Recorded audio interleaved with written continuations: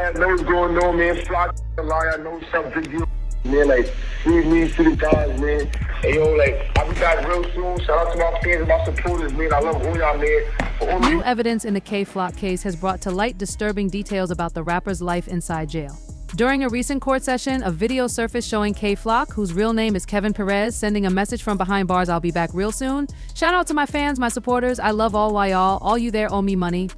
This bold statement is said to have led to his transfer to a less favorable cell block, heightening concerns about the conditions of his incarceration.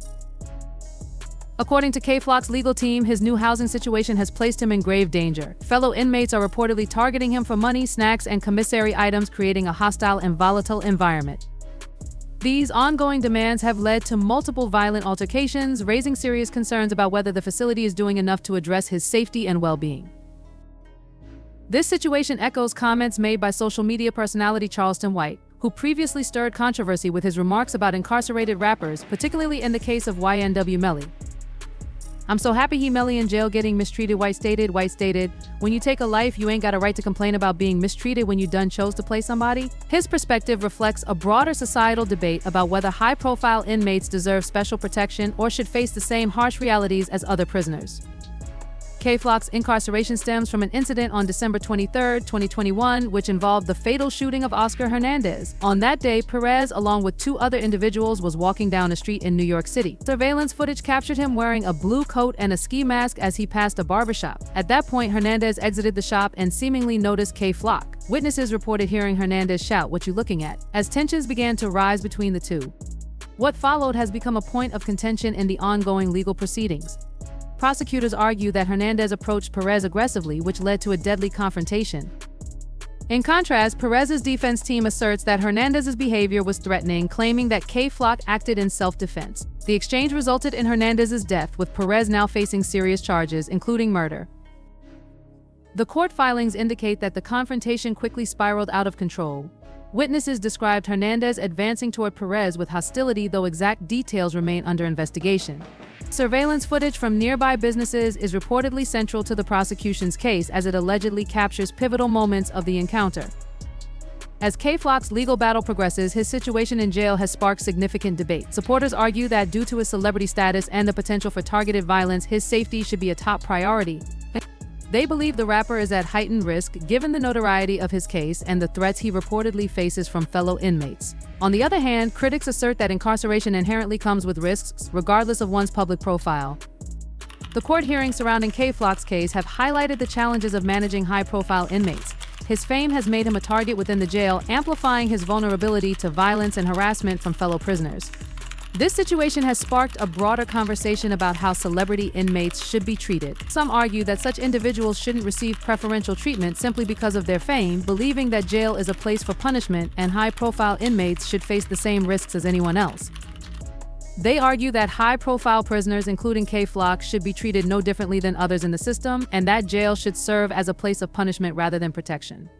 This contrast in viewpoints highlights the broader societal debate over the treatment of celebrities and individuals facing serious charges within the justice system. However, others stress the importance of humane conditions for all prisoners, regardless of their past actions. They argue that even those accused of serious crimes like K-Flock deserve to be housed in a safe environment where their basic rights are protected. The dilemma reflects the broader debate about justice, fairness, and the treatment of individuals in the criminal justice system, with particular focus on how fame or notoriety should influence the conditions of incarceration. As the case progresses, the broader issue of whether justice and security can coexist in the prison system continues to resonate. Many are questioning how the system can balance the need for safety, particularly for well-known inmates like K-Flock, with the inherent dangers and risks of incarceration. Supporters of the rapper argue that his situation demands special consideration, while critics contend that incarceration should be equal for all, regardless of fame. How the courts handle these issues and whether they can create an environment that protects both justice and personal security will be closely watched in the coming months. Reviewed the surveillance footage from nearby businesses, they were able to identify K-Flock as the suspect. The footage, combined with witness statements, painted a clearer picture of the events leading to Oscar Hernandez's death. Authorities eventually apprehended K-Flock, who was charged with murder, among other offenses. Flock's defense team, however, argues that he acted in self-defense, claiming that Hernandez's aggressive actions left K-Flock with no choice but to protect himself. This defense has been central to the ongoing legal proceedings, with Flock's attorneys working to demonstrate that the rapper's actions were not premeditated but rather a response to an immediate threat. The legal battle is expected to continue for some time as both sides present evidence and make their case in court. The case has garnered significant attention, both for its tragic outcome and the broader implications it holds regarding self-defense laws, the treatment of high-profile inmates, and the broader challenges facing the criminal justice system. K. Flock's future remains uncertain, with the prosecution and defense each preparing to make their final arguments. Accompanying Kevin to the precinct, we worked swiftly to ensure that he was treated fairly and respectfully during the surrender process. We are confident that the evidence will show that Kevin acted in self-defense, and we look forward to presenting our case in court. K. Flock's surrender marked the beginning of his legal battle, which quickly attracted significant media attention due to the high-profile nature of the case. And his supporters rallied behind him, asserting that he was a victim of circumstances, while critics, particularly those in the media, have painted a more damning picture, focusing on his criminal past and the severity of the charges. The public reaction has been polarized, with some defending Flock as a young artist caught up in the streets, while others argue that the law must hold him accountable for his actions. The case has also highlighted the intersection of social media and criminal investigations, as K. Flock's online presence played a key role in identifying him as the suspect in the shooting. As the legal proceedings unfold, questions about self-defense and the treatment of celebrity inmates will continue to dominate the narrative. Fans, legal experts, and critics alike are waiting to see how the case will develop and what the future holds for K. Flock. Learned he was wanted. As to the charges against him, we have begun our investigation into these allegations, but considering the district attorney's significant disclosure this morning, the NYPD received a tip saying someone else was the hitter. We demand the district attorney's office provide disclosure of the videos referenced in the complaint. We will address bail once we have had a chance to review the case and further investigate the disclosure, but once it was confirmed to be K. Flock, his lawyer received the evidence in discovery for an Instagram post detailing the experience. He revealed that law enforcement had approached him and asked him to cooperate with them and provide information about K. Flock. Sticky, however, rejected their request, stating, "I'll see you in 30 years." In his post, Sticky reflected on their shared time in New York, implying that they had faced similar struggles and now had to defend their freedom together. His caption emphasized loyalty, with a clear message to authorities that he would not betray K. Flock, despite the pressure.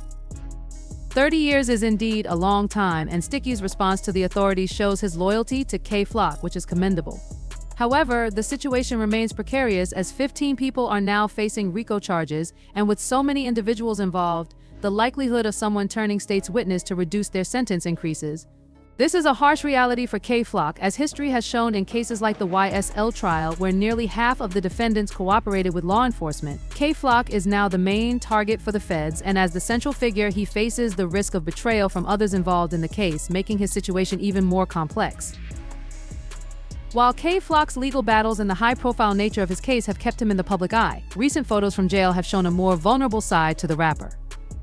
Despite having all the commissary money he needs to get by, the images reveal a different side of Flock, one that suggests he has been struggling emotionally. The photos depict him upset and even crying, which contrasts with the confident persona he's known for.